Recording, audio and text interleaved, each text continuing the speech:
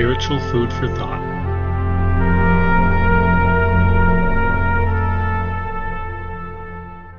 So if you saw my video last time, I talked about how Jesus Christ himself repeatedly, or at least is recorded in multiple places, as saying that he who made them at the beginning made them male and female.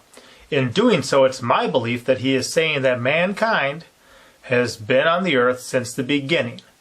If I talk about the beginning of my marriage and appeal to something that happened within the first week, I don't find that to be a stretch.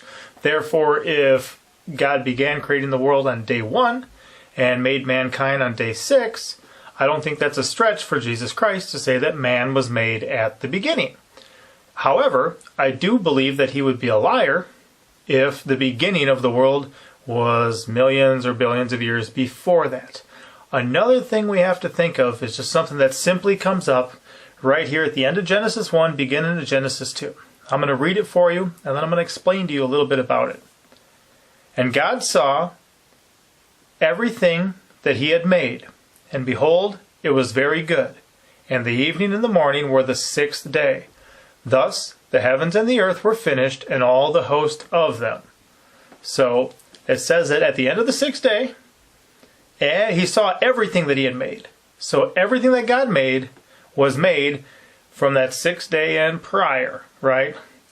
And it was all very good at that point. Now remember, until we get to chapter 3, and Adam and Eve choose to disobey God, and then it's the first time we see death, when he provides them skins to clothe themselves with. It's the first time we see the world becoming cursed, and thorn and thistle coming about. So at this point, if everything is very good, and death has not entered into the world yet, if we have millions of billions of years of dead things buried in rock layers all over the world, we're going to have God being a liar.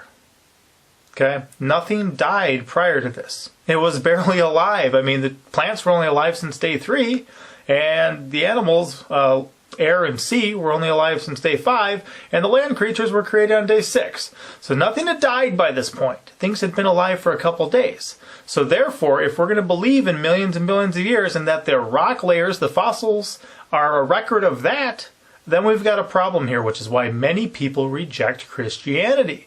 It just doesn't jive if you actually take the Bible seriously, because then you have to take man's assumptions about what happened seriously. I don't take man's assumptions as seriously as I take the Word of God. So here it says everything he made was very good. I don't have a problem with that. If you think about the fossil record too, you have polystrate fossils, which go through multiple layers. Okay, that's what you're going to find in things like floodwaters. Guess what? We're told there was a flood. It was a worldwide flood that covered everything. Therefore, to find all sorts of dead things that have become fossilized, which it takes a catastrophic type situation, things being buried quickly so they're not out there in the open getting eaten, that's not a hard stretch for me to believe that the fossil record is from Noah's flood. So at this point, remember, he says he made everything in 6 days. He says it was all very good. If you want to compromise and say that man is right, then you're going to start rejecting the Bible from the get-go. And just like if a dictionary couldn't get the definitions right in A, who cares what it says in Z, okay? If the Bible is wrong from the second it opens up with the first chapter of the entire Bible in Genesis, then I don't care what the Gospels say. I don't care what Revelation says. I don't care what the prophets say. But if I can trust it, and I believe it, and it's a choice, I have faith that God, who was there and can't lie and actually did it, can tell me the truth. All right, guys, just some food for thought. Like I said, take a look at these 2 verses. Just these 2 verses. There's little room to fit in everything that man wants to fit in when he tries to reject God. All right, be blessed. And guys, seriously, if you've got other thoughts on these things, other questions, comments, concerns, feel free to leave them in the in the comments section. I may make a video, I may reply to them, whatever it'll be. But I think that this is a good dialogue to be having. So hopefully this is blessing you. Hopefully it's giving you something to think about. Maybe it's reaffirming some beliefs you already have. But either way, feel free to leave a comment and let me know what you think. Thank you.